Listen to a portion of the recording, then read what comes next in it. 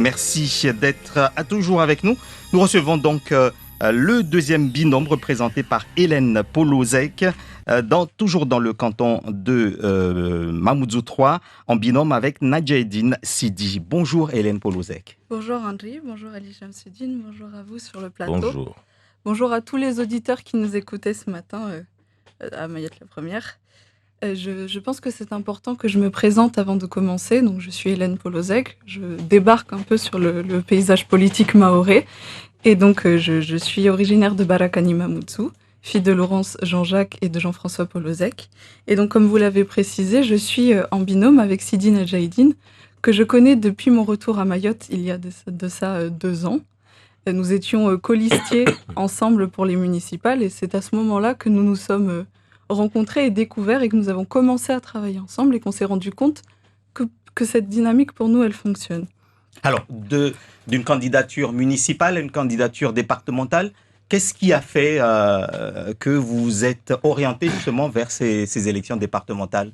Alors, on s'est rendu compte que chacune, dans notre binôme et avec nos suppléants, nous avons des compétences, des savoir-faire différents, mais très complémentaires, qui font qu'aujourd'hui, si on est candidat à ces élections, c'est justement pour mettre au service de la population toutes ces compétences. Quelles compétences ? Par exemple, mon binôme Sidi Nadjaïdine est très il est très actif dans le monde associatif. Pour ma part, j'ai beaucoup vécu à l'étranger, j'ai vu énormément de choses qui se font et qui peuvent être faites à Mayotte.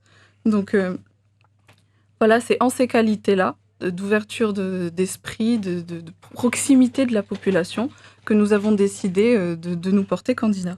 Alors, qu'est-ce que vous allez apporter de nouveau dans ce canton de Mamoudzou 3 si vous êtes élu, je précise bien du canton, et puis ensuite du département. Qu'est-ce que vous allez proposer également dans ce département ? Alors, merci beaucoup pour cette question. Si vous me permettez, je vais aborder 2 points qui nous tiennent vraiment à cœur avec mon binôme. Premièrement, le point des personnes âgées.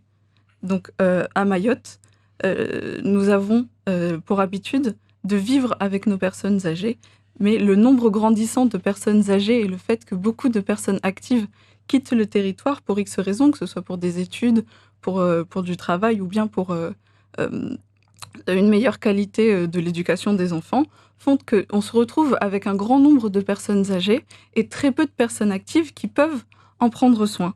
Et donc, comme vous le savez, c'est dans notre culture de s'occuper de ces personnes âgées, de ne pas les abandonner. Et deuxièmement, à Mayotte, on n'a pas d'établissement spécifique pour prendre soin de ces personnes âgées du type... Qu'est-ce que vous proposez ? Du type EHPAD, justement, donc j'y viens. Donc, nous, ce que nous allons proposer, une fois arrivés au département, premièrement, c'est d'apporter un soutien aux personnes aidantes. Donc, c'est les personnes qui prennent soin des personnes âgées qu'on dit dépendantes, qui ne peuvent pas... Quand on dit apporter un soutien aux aidants, c'est-à-dire leur donner des sous ou Alors, comment nous ça se allons passe appuyer les associations qui, justement, soutiennent les aidants pour leur faciliter, les soutenir et leur faciliter un peu la vie. S'occuper d'une personne âgée dépendante, c'est un travail quotidien qui ne s'arrête jamais. C'est 24 il y a un heures sur service 24. de l'action sociale qui s'oriente déjà vers cette politique-là. Donc, qu'est-ce que vous allez faire de plus ou de nouveau ? Alors, à Mayotte, c'est pas assez développé parce que moi, je peux en parler personnellement. J'ai accompagné mon grand-père jusqu'à la fin de sa vie, d'abord en métropole, et ensuite, quand je suis rentrée à Mayotte, je l'ai ramené avec moi à Mayotte, et nous avons vécu 1 an à Mayotte. Et rien n'était disponible. Rien n'était disponible au niveau donc, du soutien des aidants, mais très peu de choses étaient aussi disponibles au niveau du maintien des personnes âgées à domicile. Et ça, c'est valable également pour les personnes en situation de handicap. Tout à fait. Et justement, c'est le deuxième point que je souhaitais aborder. Et c'est vrai que toutes ces aides-là, qui sont prévues pour les personnes âgées, sont aussi applicables pour les personnes en situation de handicap. Donc là, on est vraiment sur le volet des compétences départementales. Maintenant, au niveau de la région, vous me demandez, c'est vrai qu'on va plus s'occuper pour les personnes handicapées du volet économique. Donc comme vous le savez, à Mayotte, dans les entreprises privées, les entreprises se doivent d'avoir 3% de leur masse salariale, d'embaucher des personnes handicapées à hauteur de 3% de la masse salariale contre 6% en métropole. Et donc nous voulons, sous peine de payer la taxe AGFIP, et donc nous voulons, une fois arrivés au conseil départemental, justement rentrer en coopération avec l'AGFIP, donc l'association de gestion des fonds pour l'insertion professionnelle des personnes handicapées. Et donc, premièrement, ça passera par... comment dire ? Ça passera par aménager les postes de travail des personnes en Vous situation de comptez handicap. imposer des aménagements au privé. C'est la loi.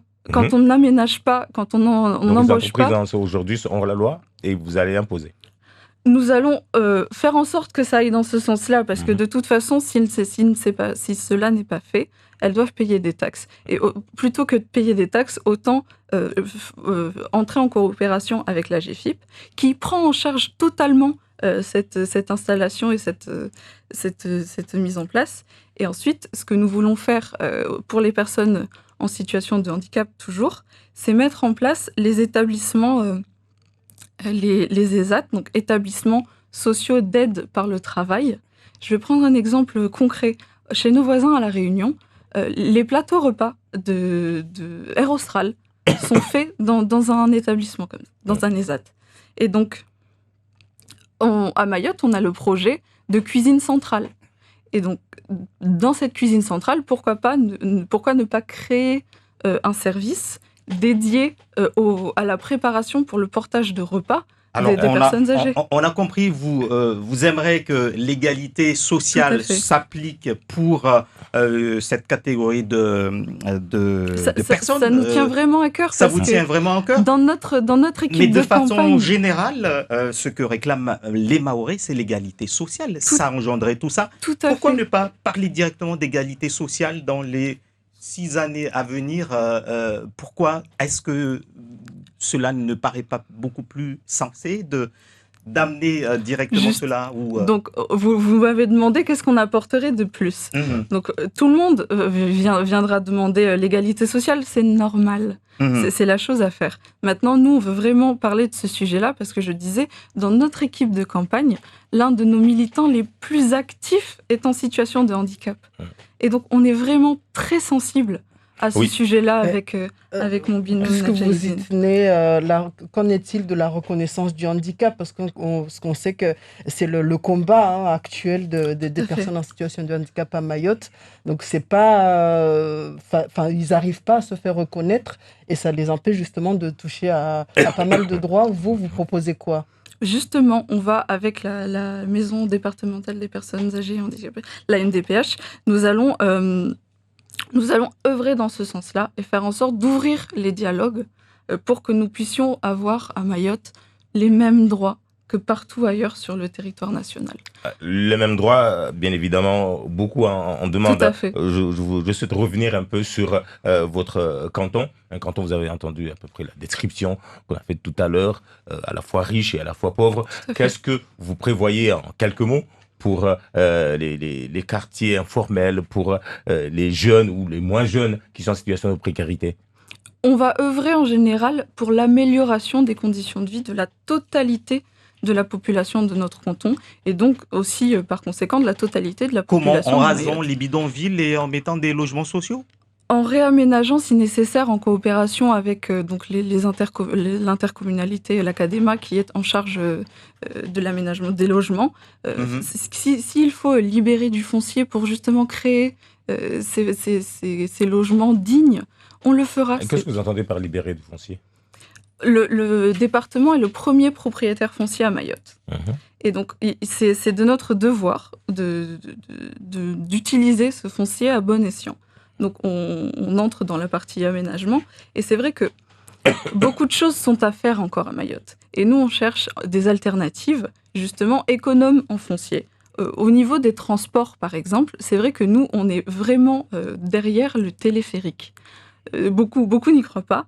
Mais nous, c'est vrai que le téléphérique, c'est pour nous une solution pour répondre aux embouteillages aussi. Et ça prend très peu de place de mettre un téléphérique.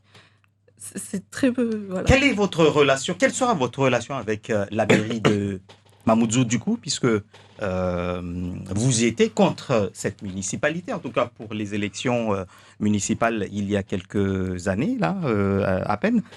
Quel sera le type de relation que vous pourrez avoir la mairie de Mamoudzou du coup, si vous êtes conseiller départemental?